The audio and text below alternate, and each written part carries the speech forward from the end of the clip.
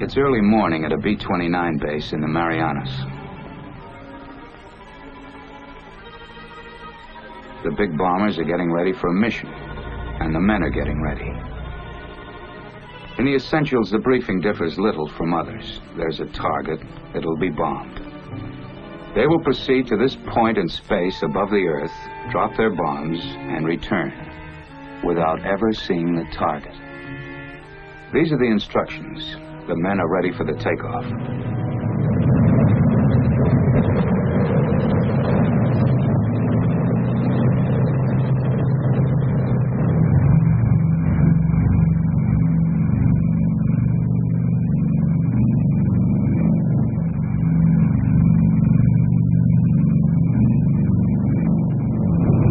6 hours aloft.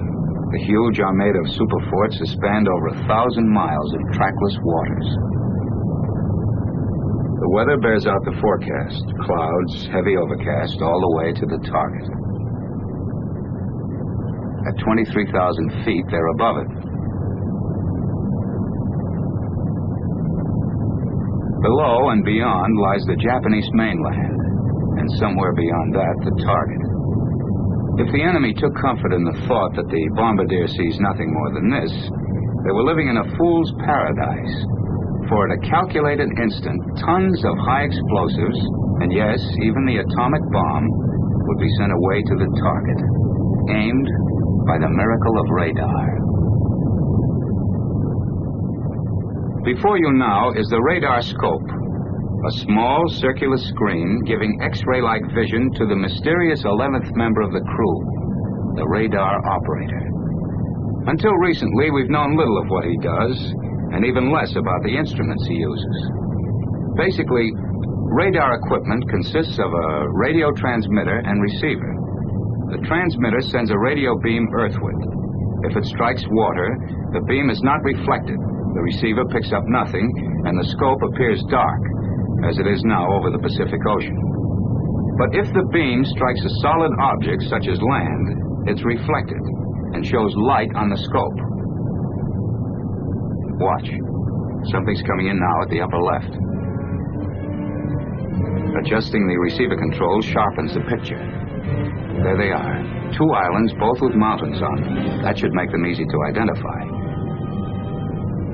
According to the charts, only 2 islands of this shape and contour lie off the southern coast of Honshu.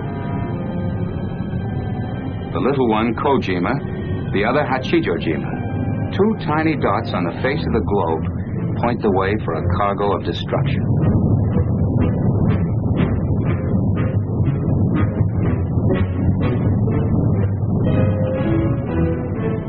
Seven hours, 10 minutes, elapsed time. Almost a full day's work for most, but to the crews, a mission less than half sweated out. The picture on the scope warns of entry to the critical zone. The return shows a large landmass, Japanese coast, over 100 miles of it. You see that bright spot at the top of the peninsula? Not exactly the picture in travel folders, but that's beautiful Fujiyama. Mount Fuji, nature's wonder, the tourist delight. Now a beacon inviting disaster, a reference point for final calculations.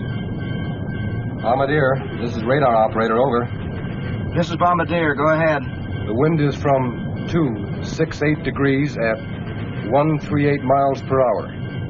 Ground speed on the bomb run, 394 miles per hour. Data taken from the electronic wonder instruments is converted to precision aiming, pinpoint bombing. 17 degrees right. Radar operator, this is Bombardier, over. Go ahead, Bombardier. The site's set up, we're ready to bomb. The bomb run begins with a turn directly over Fujiyama. When the bright spot that is Fuji touches the black line, the instructions are... Pilot, start 1/4 needle with turn, rolling out on the heading of... 31 degrees. Roger. Bombardier, open bomb bay doors after turn. Roger.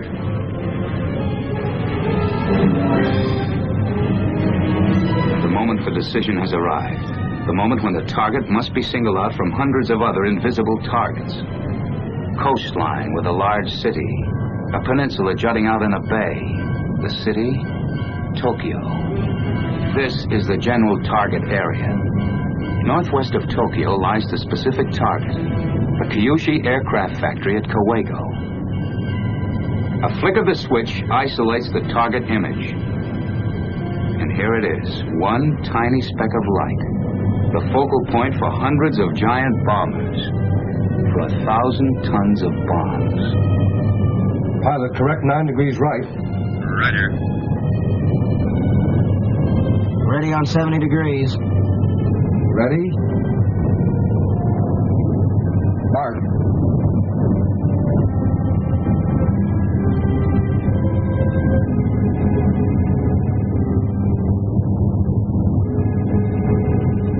Mark. At the split second before the bombs are released, the radar operator sees this. Bombs away.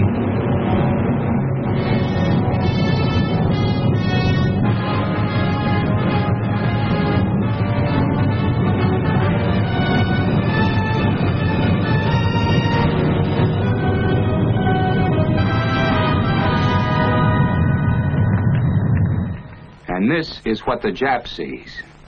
His cities, his factories, in ruins. A lot of you out there are probably asking, well, why show us this? The war's over. Well, we wanted to let you in on one of the big secrets of the war. Thought you might be interested. Yes, you're right. The war is over, and we won it. And by we, I mean the foot soldiers, the men at sea, the crews who flew the missions, you men and women who worked in the factories, the scientists who gave us radar and the atomic bomb, and every last man, woman, and child who bought war bonds. That was all part of winning the war. But now there's a matter of the peace. Most of the men in uniform will be returned to civilian life. Likewise, factory workers will go back to producing civilian goods. But our scientists must go on perfecting old inventions and developing new ones for the security of our nation at peace. And you who bought bonds in support of the war effort can buy a share in the peace by investing in bonds today. How about it?